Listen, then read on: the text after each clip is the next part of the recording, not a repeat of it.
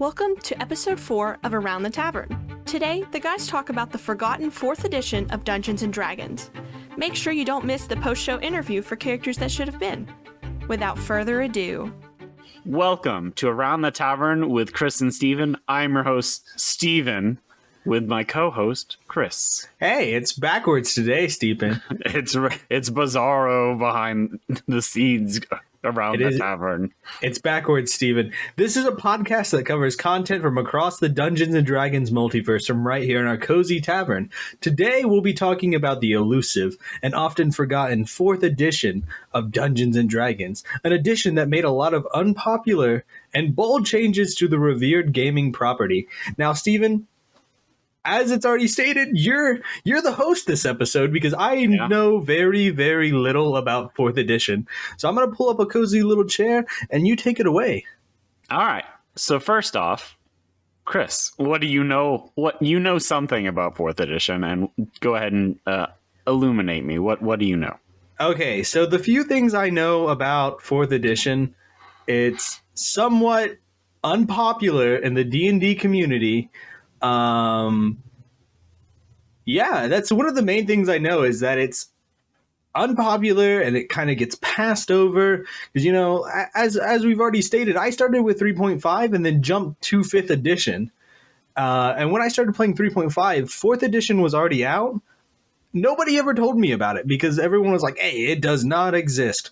So, you know, outside of knowing it's unpopular, Steven, I don't know anything about the mechanic changes, any of the rules. I've looked through the monster manual for 4th edition, and that is about it. Well, what can you tell from the monster manuals? I will say from the monster manual, it is one thing I really love about 4th edition monster manual is the artwork. I feel 5th edition, when it comes to the monster manual, it's very like, hey, look at this icon of the monster. And with 4th edition, it's like capturing the monster or the entity in kind of like either its habitat or like a movement type image. So it's very like dynamic. And I really love that aspect. Outside of that, Steven, well, I don't know. That's why you're the host this time. All right. Well, 4th, yes, Chris, many people did not like it very much. It was much panned for being, I don't know, I guess the MMO version of what a Dungeons and Dragons game system would look like. Had a lot of, you know, little abilities. It was really more of a tactics game in combat than it was designed to be like a real heavy role playing game. Yeah. But that doesn't mean that it was bad. Around this time is when Wizards of the Coast was parting ways with Paizo, which was a publishing company that published their Dungeons and also I think their Dragons magazines. And Paizo had been really successful with them. I'm not exactly sure what the internal politics were for the separation. They had been designing these adventures that were being published as like, you know, like a full campaign, but in like series. And after the split, Paizo continued to do their own thing. They couldn't officially publish anything for Dungeons and Dragons, but while they were working with Wizards of the Coast, they had begun to sort of write and establish their own campaign setting. And then shortly after the split, they came out with their own game system, which keen-eyed observers would notice how suspiciously similar to 3.5 it was. Some would say legally indistinctly similar.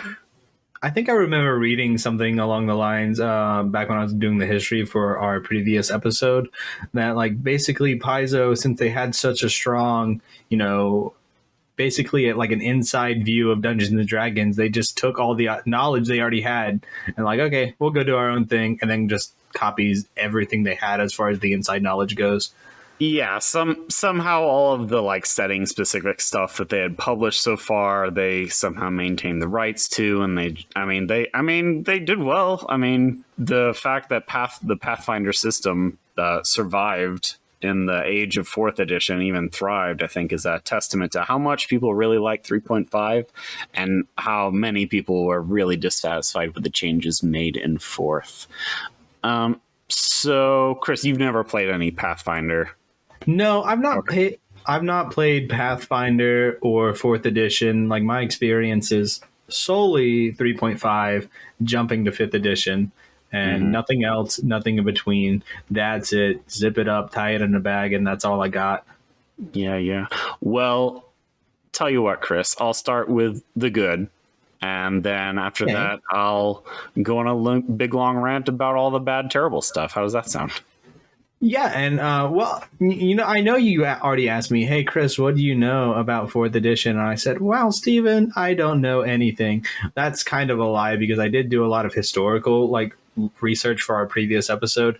And one thing that I found interesting, and a lot of people attribute to the fall of 4th edition, is how quickly it came out after 3.5. Like 3 came out in 2000, and then it was 3.5, and then 3 years later they released 4th edition, and a lot of game shops were like, hey, what the heck, man, we just bought all this stuff for 3.5 and you're dropping a new edition. So that kind of upset the community in that aspect. But outside of that knowledge, Steven, I'm ready to learn. So tell me more. Tell me about the good. Tell me the good stuff. The Steven. good. Well, Chris, you've had possession of my monster manuals for the 4th edition. And let me say that being someone who's played a lot of 3.5 and Pathfinder, those stat blocks for monsters can be just absolutely atrocious. If you don't know what every single feat does, every single spell does, you're going to have a good 20 minutes of homework just to know how to run some of the more complex creatures.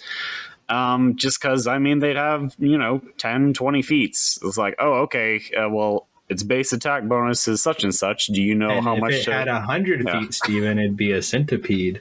Do you know how much to subtract from its attack and add to its damage when it uses power attack? Because that's not listed in the stats. You better figure that out beforehand. But in 4th edition, everything you could possibly need to know to use a monster is in its stats. And also, all of the monsters, they have very unique abilities, I would say.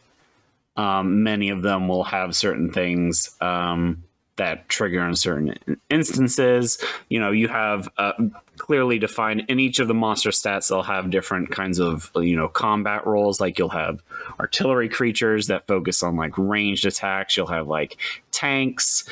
You'll have solo creatures, which are kind of creatures that have a bit more on the side of action economy to deal with multiple adventurers by themselves.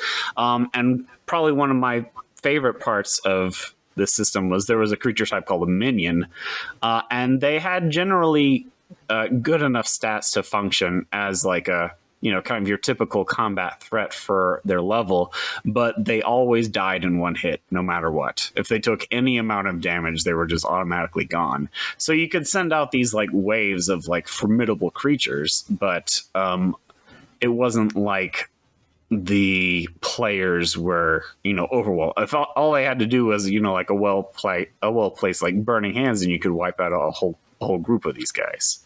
So it would add another level of engagement and combat to help fluff up the interaction. Now, the downside of that is you'd start a combat, you'd go to use one of your once per combat abilities, and you'd kill a creature in one hit, and you go, oh, okay, well, that was a minion, so that's a little bit of a feel bad. So maybe, maybe you as the DM should put a little notification flag on all the minion creatures and be like, oh, ding ding, this is a minion. Don't use any of your precious resources on them. Don't use your ultimate move on the wave of minions. So that's my first point for the positives was the monster design. It was much simpler. Many of the monsters were pretty interesting. And that made for some really interesting encounters. My second, and I would say another huge improvement, was they really pared down the number of skills that existed. I did a quick count. In 3.5, there were at minimum 35 skills you could choose from. Dang. And technically you could have an infinite number of skills because there is no end to how many profession skills and crafting skills, knowledge. No, there were defined knowledge skills, but you could have all sorts of skills, and every single level you got to be like, all right, how many points am I gonna put into rope use? How many points am I gonna put into jumping over small creeks? So they really simplified a lot of the skills. Mainly, I'm sure some people grumble about it, but stealth used to be 2 separate skills. There was move silently and shoot, what was the other one? All right, so there were 2 skills, one to be quiet while you were sneaking and one to be unseen while you were sneaking. What? And it was just, just fun. There were so many skills. It was crazy. So simplifying the skills was definitely good. Some of the skills that actually kind of didn't make the cut for 5th edition, dungeoneering, a skill I've always wanted to bring back. It's just sort of, one of those, like, when you're in a creepy, spooky situation, kind of like what's the typical happenstance here. That is a complaint I have about 5th edition, is that there aren't enough knowledge skills. So I'd say about 80% of the time it's like, is something going on? Maybe it's Arcana, something from another dimension. Give me that standard Arcana. insight. So my third pro would be all of the martial. So a little explanation. Every single class had a list of abilities that were mainly used for combat. Sometimes you would pick non-combat kind of utility powers. And they're all called powers. And you could be a wizard, you could be a fighter, you could be whatever. They got all of these special abilities. Most of them had, some special way to deal damage or some way to hinder your opponents. But it made all of the classes, not just the spellcasters, interesting to play. A lot of the martial classes would focus on, like, all right, well, you strike the creature and then you can move and then you can move the creature. So it was a lot of focus on positioning, but some of it was focused on tanking. But there was a lot of really interesting things to do. In 5th edition, a lot of times if you're playing as someone who hits things with swords, on your turn in combat, you say, which thing am I going to hit with my sword this turn? Oops, I missed with my sword. I guess that's my turn. Yeah, that is something that happens a lot in 5th edition. So it would be cool to have other features. Yeah, and I've long toyed with bringing some of those martial little special attacks into 5th edition, although I've never really found a clear and easy way to do that. The problem is, some character builds that rely on weapon attacks they go ham it regardless. Like any barbarian you've ever seen playing, they always do well, regardless of how monotonous their play pattern is. Mm-hmm. Attack, and big attack. So there weren't really archetypes. Most classes at creation had some sort of choice, like, oh, do you want to be a wizard that uses wands, orbs, or staves? And those would usually come with some sort of special little advantage for using those things. But then what was really interesting about the class building is that at 10th level, you would get to choose a Paragon path, and those were kind of where your class archetypes came from. Many of them would either specialize in the combat role that the class already had, or they would branch out into one of the other roles. The classes were kind of broken down into having either, there was the Defender, which all of the Defender classes had some way of making it so that creatures wanted to attack them and that they were disadvantaged for not attacking them. So they had almost in a World of Warcraft sense, they had a taunting ability. And then the Strikers, which were all the damage dealers, they focused on dealing damage. A lot of them had abilities that let them move without provoking attacks of opportunity, so they could get into better positioning. And then the Leaders, which were all the healing classes, focused mostly on... well, actually, no. So one thing about the Leaders in 4th edition is that there really wasn't a whole lot of healing. You had to really dump all of your picks for powers and abilities into the healing abilities, because otherwise you weren't just given a bunch of healing spells for free. There wasn't really a whole lot of in-combat healing to speak of. And so after the Leaders, you had the Controllers, which were your wizards and characters who focus they could deal damage, but they would focus more on, like inflicting status effects or, like positioning for the strikers to have a more advantageous attack. So when you picked your Paragon path, you could either specialize into one of those things, either making your defender more survivable or, just go for the flavor. I've always been a fan of the wizard from the Battle Academy who's just running around with a sword casting fireball. There was certainly a Paragon path for that. So the Paragon paths added a lot of flavor, but they came pretty late in your character progression. So I was about to say level 10. That's a hot minute. That's in fifth edition, you get to make that kind of choice at level 3 almost always. So it was a really interesting choice, but it's a choice that I wish you could have made earlier on, because not all campaigns survive to level 10. Yeah, so most campaigns make it to level 3 or 4, and then too many schedule conflicts, Steven. So an even cooler aspect of this leveling system is once you hit level 20, you get to pick an epic destiny.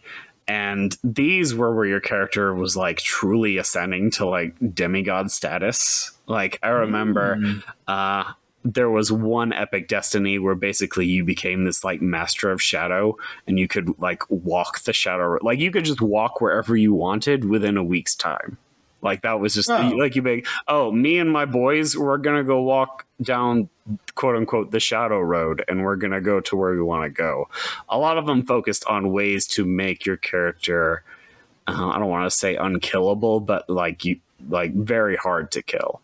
Like they would give you some really crazy stuff, but then again, I don't know if you've made it that far into a campaign. I can count on 0 hands how many times I have even seen a 20+ character in 4th edition. So they were really cool, but I mean, you never made it there, so it was just an unachievable goal, Steve. Yeah, it was just a dream and a wish. So one thing I forgot to mention was a system in this edition called action points. And what you would get is you would have this, just like it's an action point. It's a resource that you can expend in order to gain another action so that you could use another attack power, another such and such. And a part of the Paragon pass that you chose is each of them would get some sort of advantage, some sort of extra little bonus depending on which Paragon path you chose for your class, that related to the use of action points. So that is just another little system within the myriad of systems. But it was a cool thing because you would accrue these action points and you were really encouraged to spend them. I don't know about you, Chris, but for me, I tend to hoard all of my resources. That's why I so often play Warlocks, is because, you only got 2 spell slots. You got to use them sometime. You can't just hold on to those bad boys. I'm kind of the opposite. It's, I got it, I use it. I got it, I use it. If I have it, it's gone. So you couldn't really hoard these action points. And combats were pretty tough in 4th edition. As designed, so you were very incentivized to use all your resources. You had powers that recharged at the end of an encounter, so you wanted to just like scroll through all of your encounter powers, use them up, but then you had these daily powers that you could also like hoard up and save for the boss battle. But then a lot of classes had daily powers that would give them some sort of combat length bonus. Like there was a primal based class called the Warden, which was a defender class, and almost all of their daily powers entered them into some sort of stance where like, oh, well, now I have the might of a treant and I cannot be moved, and my skin is as strong as bark. And so you would often have all these daily powers, but really the most optimal way was to kind of like use them as you needed them and not just, save up all your big attacks for the end. Yeah, it almost sounds a little bit like it's more of a video game kind of grindy combat system for 4th edition. Like you would want to like use everything just to gain it all back, to use everything to gain it all back, you know? Mm-hmm. Yeah, and I mean, as special as everything did feel, which I mean, compared to playing a fighter in 5th edition, it all seems pretty flashy. As you would very quickly be like, all right, well, now I use ultimate lightning strike attack again. Oh, I missed, or oh, I hit. So that's 13 lightning damage. So so it was all very cool, but I mean, if you're using them every single combat, they do get a little stale. So it sounds cooler than it actually is when it's used. But it was very cool. Let me be clear. Okay, so backtrack on the backtrack. It was cool. We're establishing it was cool. But, and my last, like everything, it gets my old. last point in the pros column is that there were no saving throws. Other than like death saving throws, which was kind of its own thing.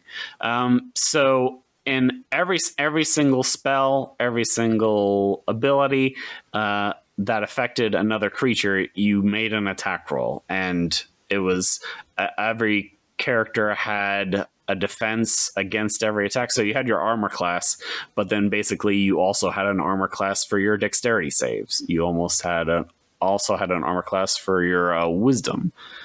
So it was much simpler. There wasn't ever any guesswork like, oh, what happens when they cast sleep on me? Do I need to make a saving throw? No, the creature casting sleep makes an attack roll. And that was always true for the player characters as well. So there was never any guesswork with what was going to happen when somebody was doing something. Yeah, you didn't need to take a minute. Hey, let me pull out the rule book, see what this specifically says to do. And also your defenses for each of those categories, they were the better of from 2 different stats. So I think there was a constitution defense, and you took the better of either your strength or your constitution. There was a dexterity defense, and I guess it was probably like a reflex defense, and that you took the better of your dexterity or your intelligence. So generally, also players, like, you didn't have to be like, oh, well, I don't have any dexterity, so I guess I just get fucked by fireballs every single time. Like, if you had high intelligence, you could sort of shore up your weaknesses and sort of specialize in, like, 2 or 3 stats rather than just be like, all right, well, you know, my constitution saves are always going to be garbage because I didn't dump into constitution. So there was sort of another avenue of character building that I think is kind of lacking in all of the other editions. Very fair. All right, so now we got to get to the cons, and I'll start with sort of con time, baby. It's con time. I'll start with a mirror con of my first pro. So the monster design, while it was cool and great, all of the monsters were designed to be encountered by a group at a specific character level. So there was no, and this kind of unfortunately came from a system where players and monsters alike received a half-level bonus to their armor class, their attack rolls, sometimes their damage rolls, all their other defenses. So, like, if a creature that was like, if there was a goblin that was designed to be a level 25, like, no way anything below like level 10 could possibly handle that. It could have a 35 AC for all you know. Like, because there was this like flat scaling to everything. If you were of a high enough level, like, there wasn't any reason to throw like level 1 goblins at a high level party. Whereas in other editions, like, I mean, you throw enough little goblins, they might be a little bit of a threat. I mean, hopefully your group has some way to deal with lots of enemies at the same time. But like level 1 goblins in 5th edition, they could really mess you up if you don't deal with them correctly. Not so in 4th edition. You use the monsters at the appropriate level, and then that was your only really opportunity to use those creatures. So it made designing sequences of encounters a little difficult because, all right, well, they're all 5th level, so I can only really pick within a certain range of levels of monsters that would be appropriate for them to fight. Now, I'll be honest, Stephen, like you've already established, I've been looking through your 4th edition monster manuals, and I didn't notice that because I didn't read anything. I looked at the pretty pictures, so I didn't even know. I didn't even notice. I didn't read any of the stats. I read a little bit of the lore. Just really going at it with that critical eye. If I thought the picture was pretty enough, I might have glanced over the lore. But I will say I loved the art in 4th edition for the monster manual, Stephen. Anyways, carry on.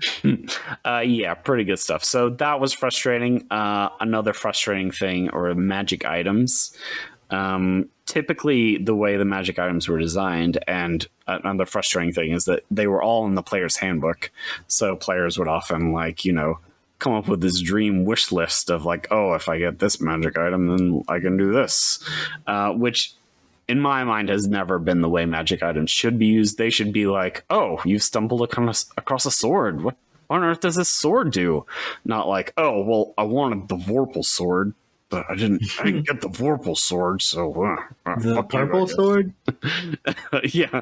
Oh, the sword's purple. Sword? It totally clashes with my armor set. It doesn't match, bro. I wanted the green sword, not the purple sword. So the magic items, the way to design is they would usually, you know, give some sort of flat bonus to attack and damage or defenses, or give you resistance to a certain damage type. But then they also had abilities, just like how your class would give you like combat abilities. The magic items would also have their own abilities, but there was like a cap on how many of these abilities you could use. But as the game was designed, you would have like, you know, you'd be fully kitted out. There wasn't like attunement or anything. You could have like 5 or 6, 10 magic items, each of them with their own ability, but you could only use like 1 or 2 of them a day. So you'd have all of these stacked abilities, but it was like you were limited so severely on which ones you could use that it made it so that like, oh yeah, these things are all really cool. I've never used most of them, so I guess they're not that cool. Cool enough. Yeah, cool enough. I guess. So, that's my second neg. Third neg, action points. It was one system too many. You had all these abilities, and then you had action points, and then you had the things that triggered off of action points, and then you had, how many action points do we have? Like, because the way the game incentivizes you to design adventures is, okay, well, you put 2 combat encounters. After the second combat encounter, they regain an action point, and then, you know, you create a scenario where the characters can sit down and take a rest. Because there wasn't in combat healing, they have to have some sort of downtime where they can spend their healing surges. That's another thing, is you had basically what hit dice are in 5th edition. You had a certain number of healing surges that you could use to regain your own hit points. So you were kind of very regimented in how you designed a sequence of encounters. And that was all a part, and the action points kind of were a part of that this, you know, constrictive nature of the design of how you design things. And my final point, and probably the most egregious, is how long combats tended to take. In 5th edition, I think they made a wise choice to have things succeed more often than they don't succeed. In 4th edition, if you didn't min-max your characters to a certain extent, I mean, you'd be missing half of your attacks. And unless you didn't figure out which defense was your opponent's least effective defense score, then you'd just be like whiffing in the air, like, oh, I used my lightning strike and I missed, and next turn I used my my steel wind strike and I miss. And so it was a lot of swinging and missing. Monsters had a lot of health, so they were kind of spongy. And And now, did that go the other way? Like, were the monsters also hitting and missing? Yeah, I mean, so it was a lot of things not happening.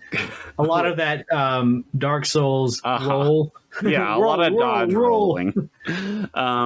So that was a bit frustrating. And my final con is the feats. And in 5th edition, I love feats. If I could have... Whoa, gross alert.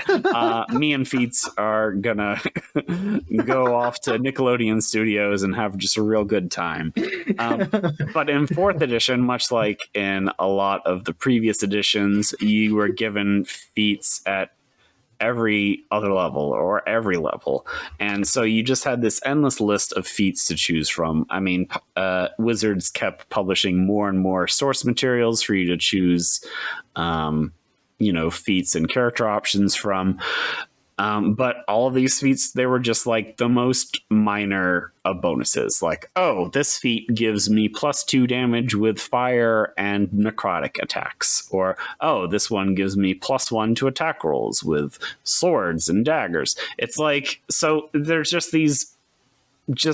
this endless list of very, very minor bonuses to very specific things. So you would build your character as optimally as you could, because combats could be very grindy and you wanted to succeed so that you could play the game instead of just getting stuck in combats. But then the more you focused your character, the less your character could actually do, because, I just found this really cool trident. My guy doesn't use tridents. He uses swords, because all of my feats and abilities are focused on using swords. So your characters were very inflexible because you had to pigeonhole yourself into a certain feat progression so that you could maximize your effectiveness. And ultimately, all the feats, they were dumb. In 5th edition, you take a feat, it means something. Like, oh, I took the actor feat. I can impersonate anybody. I'm a real little charlatan over here. You take the charger, and now you're like sprinting across the battlefield and smashing people in the face. Like, all the feats, they almost unlock different ways to play the game in 5th edition. Steven, I heard you. Like, I heard everything you just said, Steven. But what I heard was that Steven loves feet. Steven does love feet. I got 2 of them. You heard it here, everybody. Steven loves feet. But I'm sorry. That was great commentary about feet, Steven. But not 4th edition. For the record, I do not love 4th edition feats. 4th edition feet, bad. 5th edition feet, Steven loves them feet. Love them. So overall, I am definitely a little bit biased. 4th edition was the edition where I really got into Dungeons and Dragons. It was the first edition where I ever ran and completed a campaign. So all in all, I would say if you want to play Dungeons and Dragons 4th edition, it is easy to learn. It's not super duper complicated. But I would go through some hoops in order to modify the system in a lot of ways. So play it your way. Yeah, play it, and that is true for every edition ever. Play Dungeons and Dragons however you want. Don't let the rule book tell you how to spend your time. You can spend your time however you want. So, Steven, I'm going to be honest. My kind of overall takeaway here of 4th edition, right? Mm-hmm. Sounds like it was very grindy, and you had to know what you're doing. And it also sounds to me like having a balanced party that does different things was almost a necessity. Yeah, well, all of the classes had very clearly defined roles within the group. Yeah, it was a lot of like, all right, well, I'm queuing for a dungeon. Do we have a defender, 2 strikers, a leader, and a controller? So you sort of did sort of pigeonhole yourself into but at the same time, you could do whatever you want. if you had a good dungeon master, I was just an okay dungeon master at that time. If you had a good dungeon master who knew how to rebalance encounters or was changing the rules to make the system better, I'm sure you could have a really good time no matter what class you were playing. And something else that I read doing the research for our previous episode where we did the deep dive into kind of the overall history of D&D, when they were doing 4th edition, Stephen, I remember reading that basically 4 guys came together. They all worked for Wizards of the Coast, longtime players of D&D, and they're like, all right, look, we're going to get it right this time. And, you know, they put everything together. And one of the biggest reasons why they even came out with 4th edition is so much content got published for like 3 and 3.5 that people felt the game was almost unbalanced. Mm-hmm. So this was their attempt to rebalance everything, give it a good shot, and throw it out there. So it's almost ironic how this edition goes almost ignored or untalked about in the community. Because like I've already said, I didn't even know it existed. To reference a conversation we had a couple months ago, I looked you dead in the eye, Stephen, and said, Stephen, is there even a 4th edition? Did they just skip it? Are they just picking numbers? And you looked at me and you go, Chris, you do know how to count, right? And I was like, well, yeah, but literally my entire D&D experience, not once has anybody mentioned 4th edition, talked about 4th edition, or, you know, even referenced it because it's ignored by choice and has slowly been forgotten about. Yeah, it's sad because there's some really good there's some really good source material, especially in the player's handbooks and the monster manuals. If you wanted to design monsters with really cool abilities, or if you wanted to design class archetypes or interesting ways to, you know, jazz up some of the more monotonous classes. And something else cool that I also saw for 4th edition books when I was looking at maybe going and getting some for myself, since I am borrowing your monster manuals, I was looking at on Amazon, you can get like the full like bundle set, the player handbook, the monster manual, and the DM guide for like $170. And I was like, ooh, goodness. But if you check the description, it says comes in decorative box, so it looks pretty on your shelf. And I was like, you know what? I don't need that. So I kept looking around, and you basically used copies of 4th edition books for like $10 on like thrift book sites.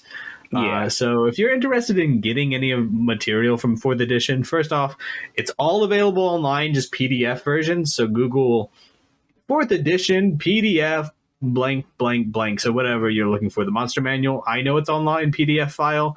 But if you're one of those people who like to manually flip through the pages and look at the pretty pictures, I feel you. So, you know, look for thrift books or go to used bookstores. I'm sure you might be able to find it somewhere for like $10 maybe. Yeah. Which is a lot better than buying the specialty edition on Amazon. All right, Chris. Well, those are my thoughts and takes on 4th edition. Do we want to move on to our next segment? Well, one more thing about 4th edition, Stephen. If you were given the option to completely erase 5th edition and say go back in time and go back to 4th edition, keep most of the mechanics from 4th edition, but make minor changes and call it 4.5, would you? Yeah, sure. Yeah, sure. Okay. Yeah. It had a lot of positives. If there was a love child between 4th and 5th edition, I think I'd probably be very happy with it. Yeah, just take some of those pros that you listed earlier and kind of maybe knock down on some of the cons or the negatives. Yeah, I mean, I feel like it could. I feel like it was almost a missed opportunity. Like it's kind of one of the wrong time kind of vibes because that was one of the things that I constantly kept seeing is people were really upset that they finally got into buying all of this material for 3.5. And then, bam, another edition, new books and new stuff. And you're telling me I got to get rid of all the hundreds of dollars worth of books I just bought? I think all these nerds who are in so deep on 3.5, it was not a well-designed system, and it was so bloated with content. There were so many options, so many feats, so many different things you could do. And it was so complicated. There was like all of these stacking modifiers, you know, all right, so you want to grapple somebody? Okay, well, you got your base attack bonus, and then you got your You got your strength bonus. Did you take the grappler feat? All right, if you took the grappler feat, you get the grappler feat bonus. Do you have the grab attack? All right, if you have the grab attack, you get the grab attack. It's like no system was simple. Too complicated. And it was too complicated. And 4th edition, to its merit, it was less complicated. Well, yeah, that's fine. Let's go ahead and wrap up our talk about 4th edition. Thank you for hosting this one, Stephen. That was so fun to learn a thing or two. I'm not usually learning a thing or two, so go me. So let's jump into our next section, Stephen. What will that be? All right. Well, we always ask one question from Reddit. And Reddit question. I could not find any good questions on Reddit about 4th edition specifically. So instead, I have another question for you, Chris. Yes. This question was, do you keep track of all the treasure and magic and non-magic items that your players find? If so, how? Now, Chris, I know you haven't ever run a multi-session campaign. Have you given any thought to how you would keep track of magic items or all of your players' inventories? Actually, yes. So I do a lot of one-shots, and I'm running a one-shot currently. And one cool thing I like to do with my one-shots, Stephen, since, it's a contained adventure and they don't have the opportunity to get many magical items, I start the session off by giving them a magical item, whether it's something that originated from their backstory or a divine intervention. They're given a magical item to start the session off. And for my one shots, I like to go all out with like physical things that they can use at the table. So if it's a item, I will print off like an item sheet, or if it's like a scroll of wisdom, I will make like a cool scroll, wrap it up, give it burnt edges, and tie it up. So one way I keep track of magical items is I physically give them a representative marker of that magical item. So if it's like a helmet of night vision, they will have an index card with a picture of the helmet on there, what the magic item does, and that's something that they keep with their player, keep on person while they're here at the table. Now, if I did like a longer campaign, high-end magic items, I probably would keep track of, like probably a Word or an Excel document of X player has the Sword of Flaming Awesomeness, But if it was something small, like, oh, okay, Tony has a magic bottle that constantly refills slightly dirty water. No, I don't think I'd keep track of that, as long as Tony knows he has his magic dirty water bottle, Mm-hmm. So that's probably my answer to that question. And if I DM'd more long-term campaigns, I would probably have a better answer than that, or maybe change my answer a little bit. But since I haven't had the experience of running a longer end campaign, that's how I would give you the answer, Stephen. Mm-hmm. Okay. How would you keep track of magic? How would items? I would remember. You would just remember, keep it in your little noggin, your Steven brain. I'm not gonna keep track of how many feet of hempen rope every single player has. In fact, famously in the game I'm running with Chris and some other people that we know, nobody has anything written down on their character sheet. So wrong. I do, Steven. Don't even call me out like that. I have a fully written out character sheet and everything is on there, except my new magic armor you just gave me, and that I will get to that. So one of our players says, Steven, I don't have any money written down. Do I have any money? No, I guess you don't have any money, do you? Yeah, if it's not on the sheet, it does not exist. Sorry. But no, I don't tend to give out a lot of magical items, especially things like, +1 sword. Like, I will never give out a magic weapon that only gives you +1 to attack and damage. That is the most boring thing you could possibly do.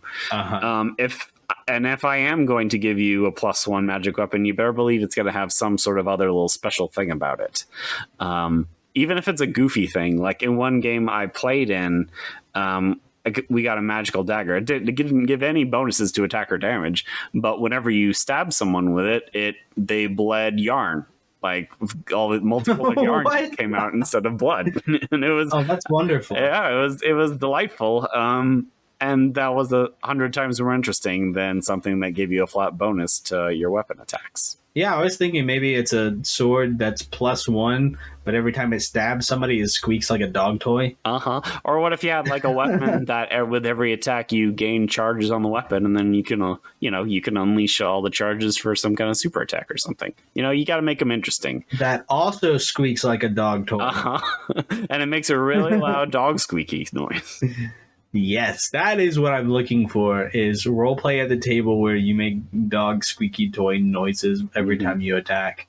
So, Chris, do you have a boss battle for me? Yeah, okay, so I'm so excited, Steven. You guys, usually this segment is called Steven's Boss Battle. Well, record scratch. No, it's Chris's boss battle. So, Steven, are you excited? Well, you claimed that you would show me up at my at the segment that I was typically in charge of. I don't think I said those words. No. So I am more apprehensive with anticipation. I can't wait to see what you've come up with. All right, Steven. So for my boss battle, I need you to close your eyes and go to imagination land with me. Tell me the pretty picture that you designed. Pretty this boss picture around. Time. So, Steven, as we've already established, I mostly run one-shots. So we're going to theme this boss battle as if you were entering one of my one-shots. And, it's getting colder. We're in October. This episode is going to be released late November. So it's cold. It's cold. That was my theme for this. So, Steven, are we in imagination land yet? Are you imaginating with me? I can see everything. Oh, he sees everything. So how I would start this adventure, you would create your character, whatever you wanted to be, wherever you wanted to be, whatever you want to do. It's fine, because one staple of my one-shots, Steven, I love a good dream sequence. So you've got your character, Steven. Can you imagine that? No, you lost me. I lost it. Okay, we'll backtrack. Steven, you've got your character however you want to be, whether you're sitting in your cozy little home, you're getting ready for bed, Steven. You're laying down. Is this the dream, or is the dream about to happen? We'll see, we'll get there. Whatever, everything's a dream, Steven. You're laying down in your bed. You're a little cold. The fireplace is starting to die. You're wrapped up in your covers. Your toes are a little chilly. Your fingers are a little chilly. Oh, this dream's terrible. I hate this dream. Steven, the dream has... Be respectful of my boss battle, Steven. I'm telling you a story now. As you start to fall asleep, all of you is starting to shiver, and you fall into this very deep, deep sleep. Until you start tumbling, you're falling through the sky, Steven. You're plummeting towards the top of a mountain. It's snowing. It's a blizzard. Bam! You faceplant into a pile of snow. You can barely see a foot around you. You don't know what's going on. You're freezing. It's so cold. It's a blizzard. And you start to look around, Steven. You see about 4 other people with you. You're all cold, freezing. You don't know what's going on. And you hear this thunderous voice. Clear my frozen mountain to achieve my power. So, Steven, basically the party would be tossed onto this frozen mountain at the very tippy top. So imagine Mount Everest or something. Bam, you're thrown on top of this frozen mountain, and you've got to work your way down the mountain. And as you're going down, there's going to be different trials. There's going to be tests, puzzles, different monsters like ice skeletons, ice wraiths, ice ghosts, anything that you can put ice in front of it, you're going to have to fight it on your way down the mountain. Presumably, making friends with the other people thrown on this mountaintop.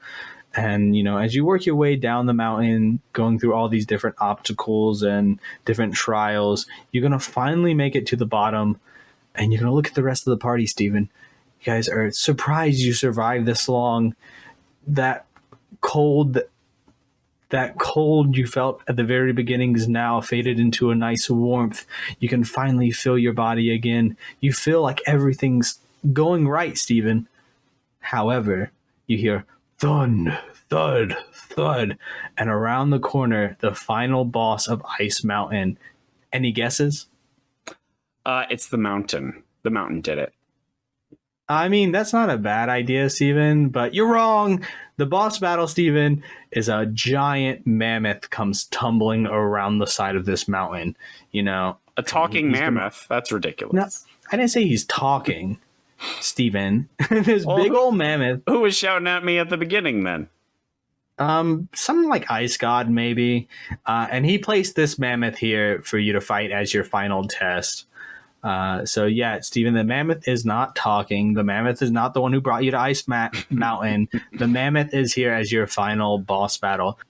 The main reason I picked this boss battle, Steven, is the artwork for the mammoth is just so freaking cool. Well, I'm And I was imagining a big old white elephant thing, but its tusks are like made out of ice or something, and it's just dripping with cold energy. Exactly. And, you know, it just comes tumbling around towards this party of people who just met at the top of the mountain. And, you know, you're terrified. You're frozen with fear, if you will. And this mammoth comes up and you're going to have to beat the mammoth. And that's how that would be my boss battle using a monster from 4th edition, the 4th edition mammoth. Oh, nice. Yeah, and you know, if you beat the mammoth, the ice voice will say, "You have completed my ice dungeon or my ice mountain.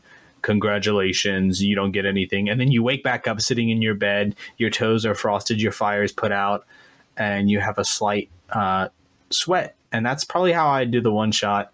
So yeah, that was Chris's boss battle. I hope you guys had a wonderful time listening to my ice mountain that leads to mammoth time. And side note, I would probably name the mammoth like canonically he would be named Like Jeffrey or something. No, you know the mammoth from Ice Age. Oh, Mark. I don't think his name was Mark. So yeah, scratch that. He's named after the mammoth from Ice Age, whose name I can't recall at this very given moment. I think So it his was name Sully is- Sullivan. His name's Mark. But yeah, Steven, that was my boss battle today. Are your toes cold? I'm still. Are you frozen I'm with still in fear? imagination land. I'm trapped here. It's so Uh-oh, cold Steven's here, Chris. gone. What have you done to me? And now that Steven's literally gone, welcome to Around the Tavern with Chris. I'm your host, Chris. Today we're going to talk about being Chris. All jokes aside, this has been a fun episode, Steven, kind of reversing the roles. You took the reins here because you have experience with Force, because you have it. Because you have experience with 4th edition and I know nothing except what I've read on Wikipedia and the hate that it gets on Reddit and TikTok. Now, before we wrap up this episode, Steven, we don't have another segment that was planned. However, the other day at work, you mentioned impressions. And doing impressions is a fun thing to do, whether you're the DM or whether you're the player. And I think the DM has to have more impressions under their belt. I mean, they don't have to, but, you know, doing the different NPCs, the different bosses, the different monsters. Steven, I would like to hear your best impression for your go-to villain. My go-to villain. An adversary that I used in a few campaigns at this point. He's sort of this, like, he's a pivotal entity in kind of the mythology of the world that I run most of my games in. He is a sort of like back in the day in my world, there were these beasts created to be, you know, like the archetypical wolf, the archetypical bird. You know, there were these kind of like lords of their respective animal tribe, but from the triad of the wolf lords, an empire took one of them, the wolf Sul, and they used him to perform an abominable spell that, you know, changed the world forever and blah, blah, blah, created the Sunderlands and all that. And Sul is this... so now he is this entity of hatred and evil. occasionally, when the story requires, his spirit is summoned from the Feywild to take corporeal form and wreak havoc on mortals in the mortal world. And Sul is this dark, scary ghost creature. And he talks with a low voice, and he comes at you from the darkness, sucking out your soul with his breath. And he just absolutely destroys your vocal cords.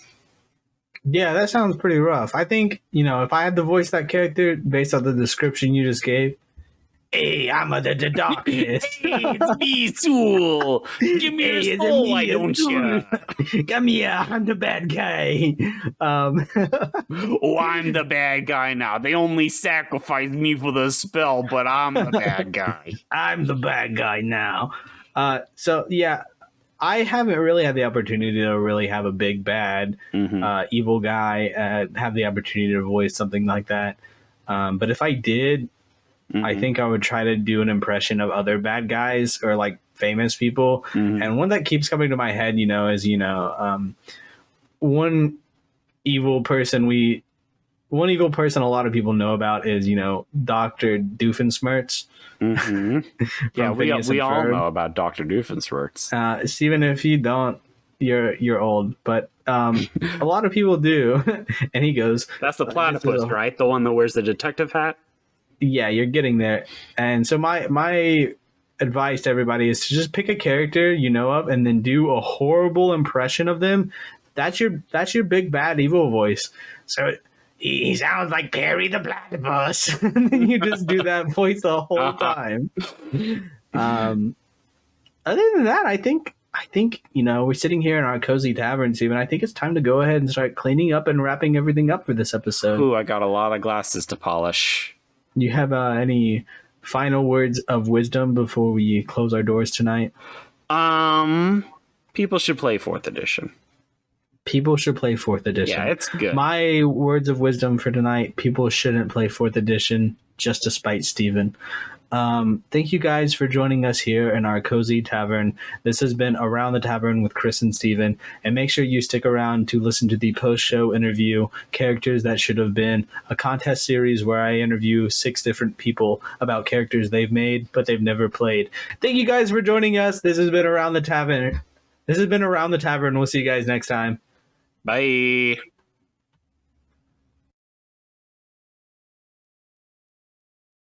Welcome to Characters That Should Have Been. Today I'm interviewing Ray, who I work with. Ray, how are you doing today? I am doing. Work is over, so I guess I can say I'm doing good now. That is definitely a fair response. How long have you been playing Dungeons and Dragons? I've been actually playing I've been playing since college, so probably like 3 years, 4 years on and off.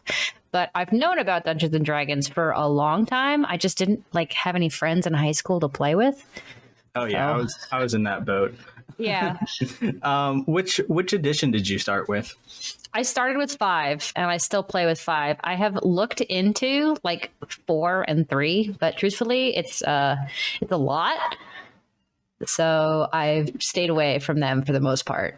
Yeah, I started with 3.5, and it's not bad, but I will say 5th edition kind of makes it a lot easier to play.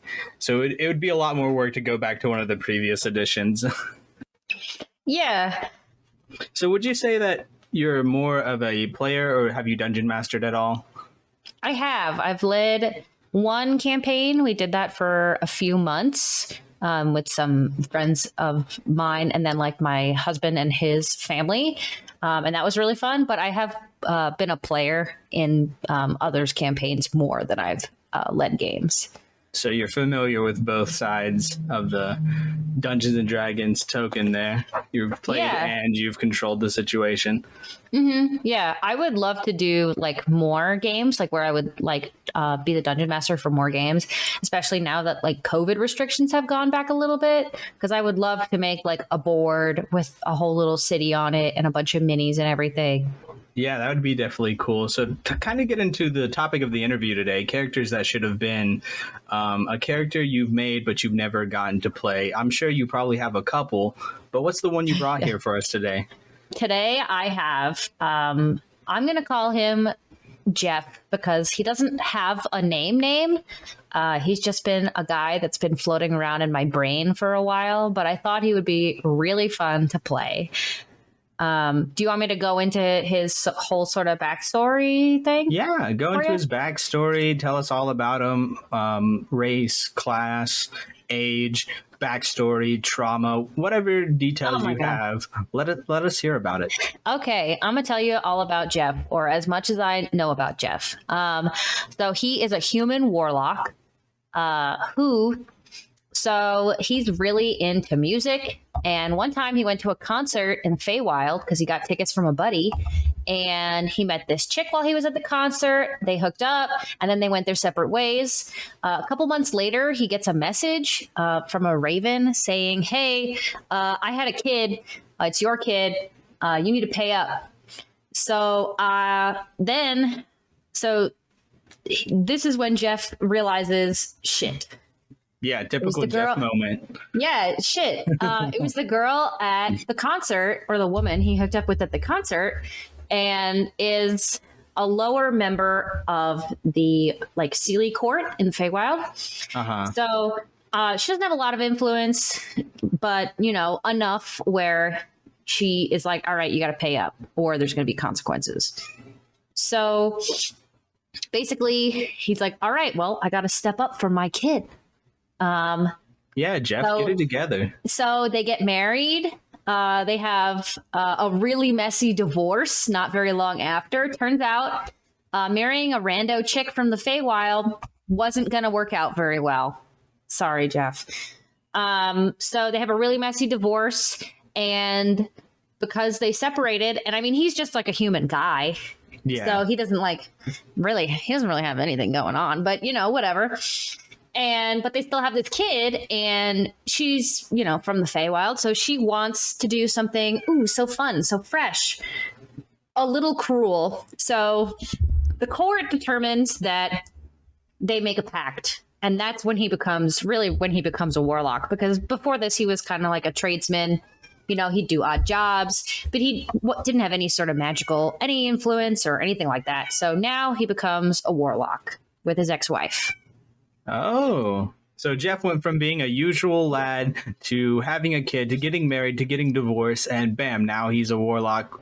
Yeah, he's had a rough go of it, but it's fine. He gets to see his son a little bit because he does live with his mom. So unfortunately, Jeff doesn't get to see him all the time, but they do have a sending stone so he can talk to his kid, even if he doesn't get to see him all the time. It sounds to me that Jeff might not have it all together, but at least he's trying to be a good dad. Yeah, he really is. He's trying to be the best dad that he can be. He's just a human guy, just a human man who has suddenly gotten himself all wrapped up in all this magic hoopla, and he's trying to be there for his kid. Now, do you have any information on his kid? Have you thought about any of that so far? I have not thought about his kid. Truthfully, I figured this would have all happened pretty quick. So his kid's pretty young. I would say not even preteens yet. He's probably 8 or 9, what a horrible age. Yeah, right. He gets to see his kid for some major holidays, and every once in a while he gets maybe a school stick drawing or something, and that's about it, because he lives with his mom, and Jeff is off adventuring, trying to do the things his ex-wife asks of him because of their pact, and to keep tensions low between them now. Yeah, and you say maybe Jeff's the kind of guy who's going to walk into the tavern and everyone already knows him, go, oh, Jeff, how's the kid? And he goes, yeah, things like that. For sure. I mean, he's just a regular guy, but now he's got a kid. And I think the funnest part about this character, other than the kind of weird way that he's become a warlock, because usually when players create a warlock, they're creating it with an intention to gain power or influence or wealth of some kind, But Jeff just, he was trying to have a good time at a concert, and, now here he is with an 8-year-old and an ex-wife. And a pact for his life. We've all been there, I've done that a time or two. I mean, I think so. Okay, yeah, sure. Let's go with that. So, was there any kind of inspiration for this character? Was there a set campaign you were going to play Jeff in, or was it more of just, oh wow, this is a cool idea, this would be funny? I think I was planning something in one of the game that I was designing, and I was doing some stuff with the Feywild. It was taking place in that sort of in between spot between the Feywild and like the mortal plane. And so when I was digging, I found stuff. I guess my brain was like, oh, this would be so hilarious and also a little sad. So A little sad, yeah. that's when he was born. You know, I think it's definitely a neat idea to kind of bring more modern ideas and set them in like a D&D setting, like a music or a concert. That's the first time I've really heard somebody kind of using that in their backstory. And I'm sure maybe, you know, I mean, not music in the sense, like music is definitely in D&D. But when you said Jeff goes to, you know, a concert, I'm imagining like a mosh pit. In the middle of Yeah, the for woods. sure. Yeah. Yeah. And that's not something that's usually brought across D&D because it's, you know, that more fantasy element. So it's kind of funny and cool to like look at it like, hey, no, Jeff was up there near the speakers moshing out, you know? Yeah, I've found myself more recently making characters and thinking about D&D as sort of like a Ren fair, you know? Like it's set in Yeah. the modern day kind of, but there is very much like an overarching, sorry, that's the word I meant to use. Theme of being set in that sort of medieval grungy style. But I think it definitely makes it fun to play a character or in a campaign where there are ties to stuff that you more directly correlate with and can connect with, you know? Yeah. So if you had to give like a physical description of Jeff, how would you describe him? I would describe him as probably like an average guy. Like he looks like an NPC from nose to his ankles. Like he's probably average build. I think the US average male height is somewhere in like the 5'8" region. We'll give him an up on his Tinder profile. We'll give him 6'1". I would assume, you know, not overly muscular build. He was just doing odd jobs, so he would have no real need to gain and be like bulked up. Yeah. So I would say he's an average build, 6'1", probably in his like middle of his life, you know, like, or I guess not in human years. It wouldn't be in the middle of his life. I think of it as the middle of his life because I'm almost 30, but I was like, oh, he's probably 30, you know, the middle of his life. I think that's more of like I think that's closer to a third for a human. Yeah, you're right. Well, that's why I stopped myself because I was like, Ray, that's not a good look. Oh yeah, if you're shooting for like 25 to 30 to be the middle of your life, I think you've got bigger issues than accidentally knocking up someone in the Feywild. Yeah. So yeah, I think he's probably like in his 30s, just a normal guy. Like he doesn't know a lot of languages. Maybe he has like a cool trick he does at taverns with like mugs where he stacks them some way, or he plays darts. Maybe he's got a cool dart trick.